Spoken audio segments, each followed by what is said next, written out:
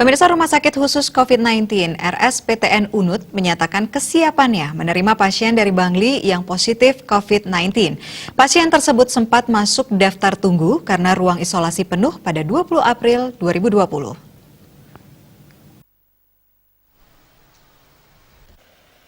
Direktur RSPTN Unut Dewa Putu Gede Purwa Samatra mengatakan sesuai dengan informasi, pasien dari Bangli yang kesehariannya bekerja sebagai tukang sun di Pasar Kidul Bangli akan masuk Selasa 21 April 2020. Purwa mengatakan pihaknya tidak bisa memberikan detail pasien positif yang kini dirawat di RS khusus COVID-19 itu karena menjadi kewenangan gugus tugas percepatan penanganan COVID-19 Bali.